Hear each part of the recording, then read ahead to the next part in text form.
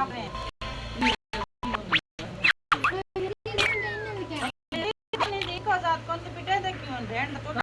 none के वो कितनी गर्मी में मर गया हाँ दाल से कोना से वाला सारे बंदे को नहीं चाहिए इमाम हुसैन है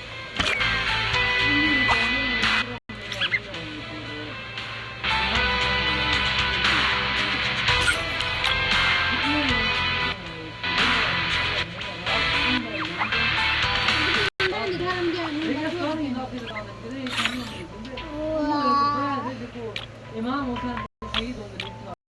इतने बंदे हैं